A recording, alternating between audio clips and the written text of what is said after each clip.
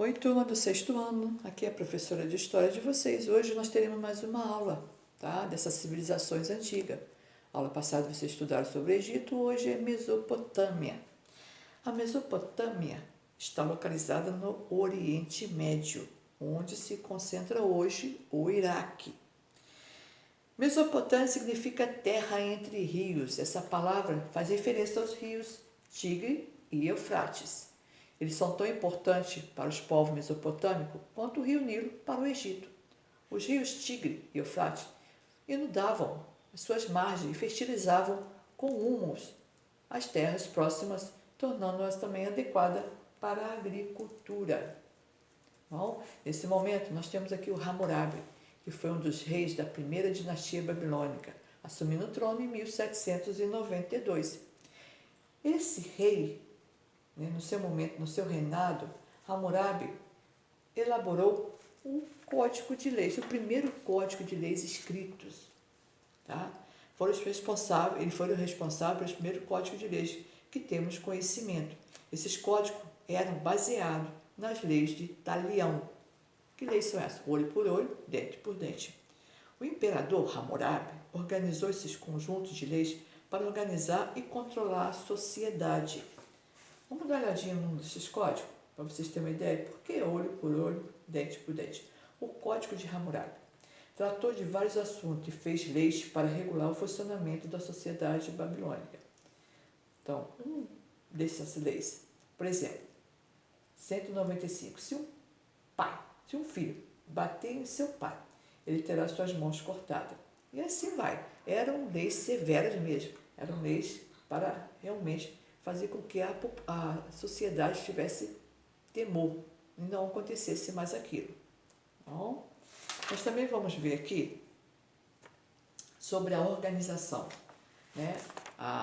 Como se organizava a sociedade babilônica. Assim como o Egito também tinha sua organização, sua hierarquia. No Egito, quem estava no poder era o faraó, que era o deus soberano.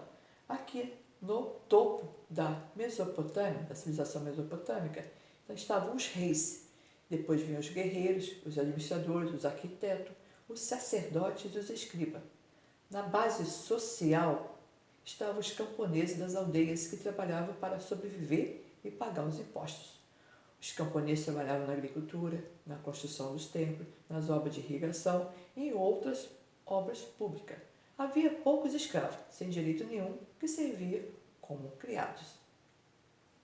Agora nós vamos ver como esse império babilônico, por que ele teve vários povos?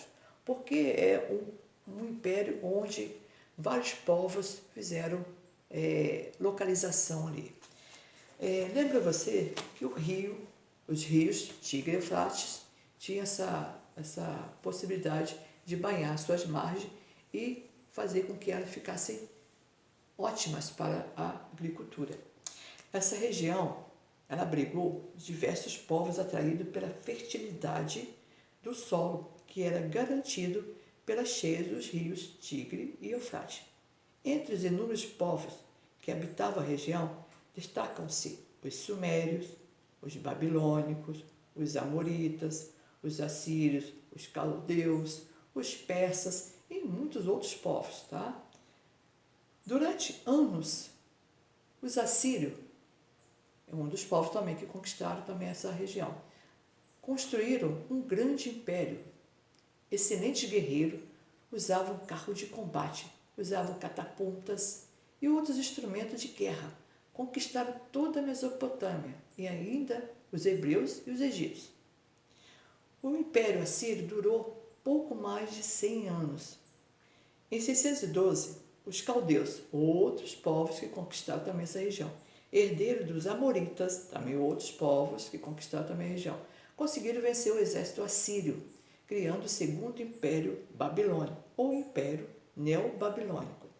Conquistaram a Palestina e aprisionaram os hebreus, levando-os para a Babilônia em 587 a.C.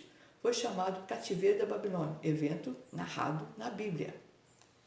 Mas o Império Neobabilônico não durou muito tempo.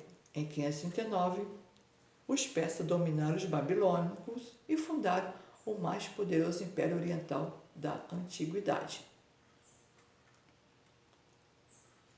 A escrita. Nesse momento da Mesopotâmia, a escrita ela tem uma forma diferente de ser feita. Tá? Para facilitar a contabilidade, né, do comércio e da produção agrícola, foram os sumérios que trouxeram a escrita. Desenvolveram a primeira forma de escrita da humanidade, a escrita cuneiforme. Cuneiforme, por que esse nome? Esse tipo de escrita era feita em blocos de argila, com o uso de um objeto pontiagudo que era chamada de cunha. Na folha de vocês eu fiz o desenho, tá? da escrita, falei mais sobre a escrita e falei também, e eu fiz o desenho da como eram feitas essas escritas aí, tá bom? Então, a escrita, o nome é uniforme, porque ela tinha a forma de cunha, então o objeto tinha uma forma de cunha, era feito em argilas, tá? Eles faziam, e ali, quando estiveram molhadas, eles escreviam e depois deixavam secar. Então, as crenças. Assim como os egípcios, os babilônios também eram politeístas. O que é isso? Eles acreditavam em vários deuses, né? Eles tinham as divindades deles. A divindade mais importante para os babilônicos era Marduk, deus tribal e criador da vida. Ishtar, deusa da fertilidade, do amor e das vitórias. Cada cidade, contudo, cultuava um deus local em seus templos. Por eles serem politeístas, existem os templos chamados zigurates. Tá? Os zigurates tinham uma função religiosa e era muito importante, pois os antigos mesopotâmicos acreditavam que os zigurates serviam de moradia para os deuses. Por isso, somente os sacerdotes poderiam ter acesso à parte interna deles. Tá? Na folha de vocês, depois vocês dão uma olhadinha, eu tirei um desenho e coloquei a figura dos zigurates para vocês terem uma ideia, porque o livro de vocês não tem. Quanto maior e mais alto eram esses zigurates, esses templos, eles poderiam ter contato com os deuses, como se fosse uma ponte entre o paraíso e a terra. Então, lá na folhinha de vocês estão os zigurates. Os templos zigurates, está ali no livro de vocês, eram construções de forma de torre, com vários andares. Eram feitos de tijolos e tinha uma sala no topo para observação do céu. O maior dos zigurates foi dedicado a Marduk, que é o deus dele, na Babilônia. Não? Muitos estudiosos acham que esse zigurate tem a forma de Torre de Babel, que, né, segundo a Bíblia, os homens estavam construídos na Babilônia, essa Torre de Babel. Uma torre muito alta para chegar ao céu, mas Deus não gostou, pois achou os homens orgulhosos e, para isso, o que Deus fez? Castigou eles, criando várias línguas, para que ninguém mais entendesse o que o outro dizia. Tá? Aí está falando sobre a Torre. Então, os zigurates têm uma ideia da Torre de Babel. Tá? Na Bíblia, fala da Torre de Babel. Então, a gente imagina que os zigurates sejam também essa Torre de Babel citada na Bíblia. Bom? Então, vamos lá. Templos de tesouro, pirâmides e zigurates, palácios, templos e grandes obras marcaram a sociedade oriental da antiguidade, que viveram graças à força dos seus rios. Egito, Rio Nilo. Mesopotâmia, rios Tigres e Eufrates. Então, esses rios trouxeram vida para essa região, que era uma região desértica. No caso, o que eles faziam? Né? Com a sua força, né?